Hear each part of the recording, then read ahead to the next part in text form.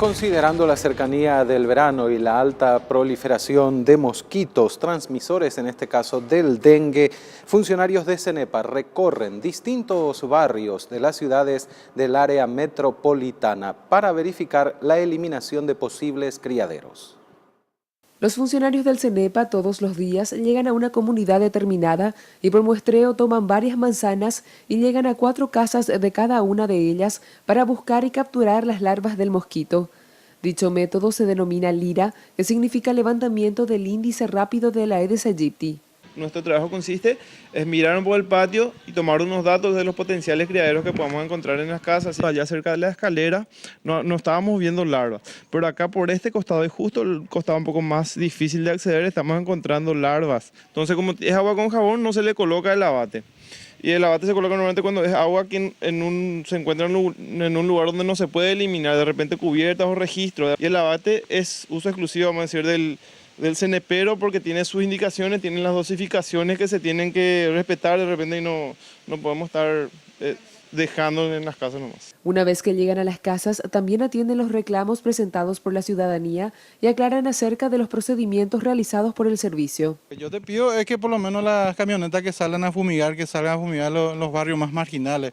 Por ejemplo, donde están los arroyos, los ríos. Eso, el rociado que tenemos es no es una solución definitiva. Eso elimina solamente el mosquito adulto, no los criaderos. Parte del criadero debe eliminar la gente, cada uno en su casa, o cada uno debe ser consciente. Sin embargo, varios son los riesgos y obstáculos con los que los funcionarios del CENEPA se encuentran en terreno. Muchas veces tenemos problemas con el tema de la gente que no nos dejan entrar, gente con perros y gente que no les puede controlar a su perro, entonces no podemos hacer nada. Aparte, la gente no está de repente obligada a entrar, a no ser que vengamos con orden judicial. Las muestras de larvas extraídas son remitidas al Departamento de Entomología del CENEPA, donde se realiza la clasificación para saber si corresponde o no a la Aedes aegypti, y dependiendo de los resultados, se procede a realizar otras estrategias de acción en terreno.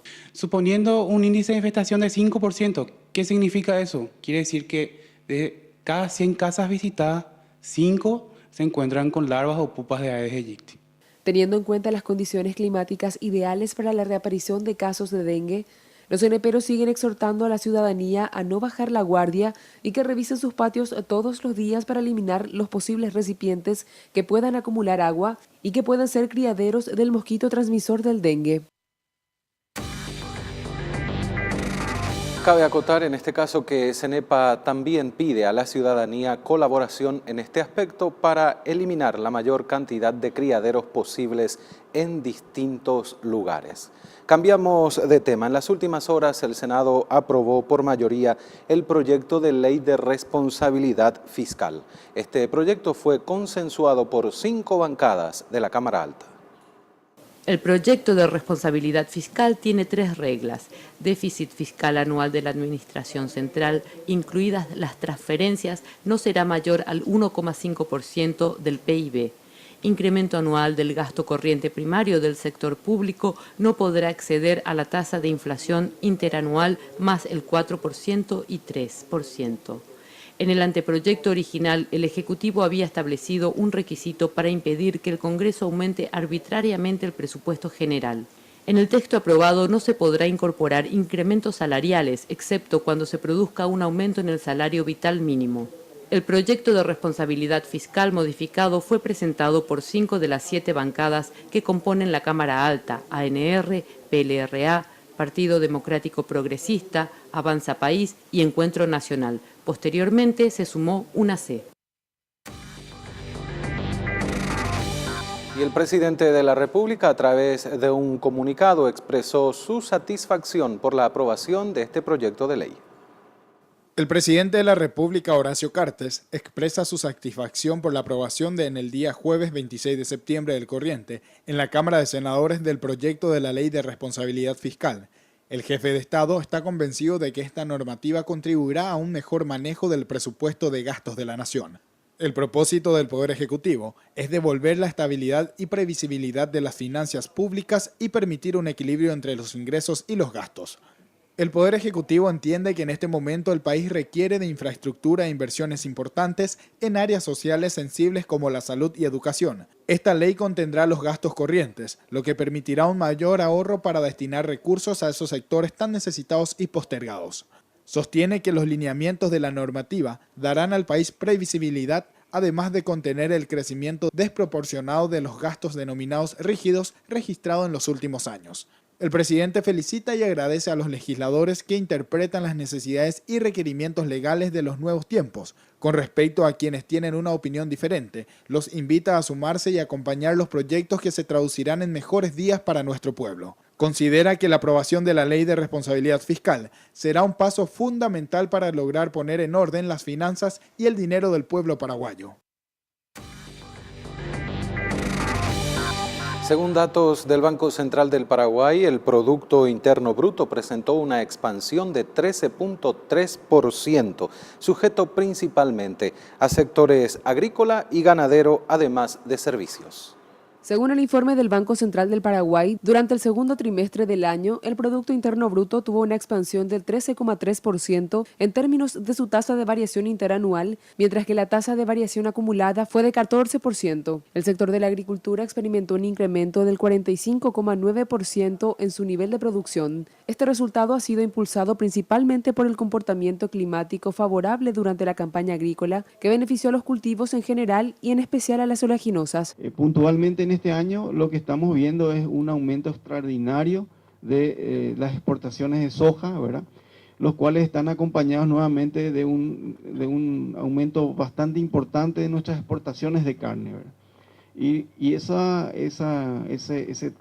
tasa, digamos, muy importante, también está muy relacionado con lo que pasó, digamos, en el año anterior con la soja, justamente que tuvo una caída importante por el efecto sequía. El componente ganadería forestal y pesca tuvo un importante crecimiento de 8,9% con respecto a los niveles de actividad del mismo trimestre del año anterior, sujeto a su principal componente, la producción de ganado vacuno, que presentó un significativo aumento durante el segundo trimestre del 2013. Y con la carne, por el hecho de que habíamos perdido ciertos mercados, ¿verdad?, por el tema de lactosa, y este año estamos recuperándolo, digamos, plenamente, ¿verdad? Realmente lo de la carne ya empieza en el año anterior y lo que estamos viendo es que a lo largo del año sigue, digamos, este proceso de expansión, ¿verdad? Y las perspectivas principalmente para este segundo producto son muy importantes, teniendo en cuenta que todavía no logramos penetrar, digamos, totalmente en el mercado chileno y por lo tanto eso es un cupo, digamos, bastante importante que hacia adelante podemos seguir ganando, ¿verdad? Otro sector que presentó resultados positivos es el de la industria, relacionados principalmente a la producción de aceites, textiles y granos en general.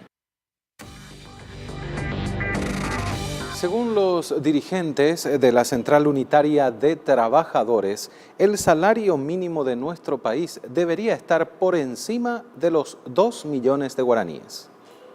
Con la suba inminente en los próximos días del combustible y el pasaje, la necesidad de un reajuste del salario mínimo, que actualmente es de 1.658.232 guaraníes, se manifiesta en varios sectores del país, principalmente en el de los sindicatos. En este sentido, la Central Unitaria de Trabajadores Auténtica se une a esta postura de reajuste del sueldo mínimo. Bernardo Rojas, presidente del gremio, afirmó que el salario mínimo debe aumentar en más de 2 millones de guaraníes. Entonces ahora solicitamos la equiparación del salario con el costo de vida, por eso pedimos un reajuste del 25.1%, que en guaraníes significa 415.454. Más al salario mínimo vigente. Exacto, y entonces alcanzaría 2.073.504 guaraníes el salario mínimo. 2.073.604 guaraníes. Rojas rechazó el actuar del Consejo Nacional de Salarios Mínimos, CONASAM, que se reúne tras cada petición de reajuste salarial, manifestando que debe existir una política salarial automática. El proceso que hace el viceministerio o el Ministerio del Trabajo para el reajuste es convocar a CONASAM, que es la Comisión Nacional de Salario Mínimo, que para nosotros es una instancia absolutamente inservible, burocrática, que tiene que ser definitivamente suprimida. Sí, suprimida. Por su parte, la viceministra de Trabajo y Seguridad Social, Cintia González, respondió que como institución no tienen una posición oficial acerca de la suba salarial. Como viceministerio nosotros no podemos tener una posición al respecto en el sentido de si debe o no debe subir. Pero desde el punto de vista económico, desde un análisis más económico, efectivamente eso es así. Ante un aumento de salario, generalmente eso es lo que viene como consecuencia, un reajuste de salario mínimo. También recalcó que aunque ciertos sectores no estén de acuerdo con el Consejo Nacional de Salarios Mínimos, es la ley la que resuelve que este organismo se encargue del estudio del reajuste. Puede ser que no estemos de acuerdo con eso, sin embargo, eso es lo que está establecido en la ley. Ese es el mecanismo jurídico que está establecido para poder hacer esos reajustes. El del Consejo. Claro, en tanto no se modifique la ley, no podemos hacer otro tipo de ajustes o utilizar otros mecanismos. El último incremento en el salario mínimo se dio en abril del 2011, cuando sufrió un reajuste del 10% por decreto del entonces presidente Fernando Lugo. El sueldo base subió entonces de 1.507.484 guaraníes a 1.658.232 guaraníes, monto que permanece vigente hasta la fecha.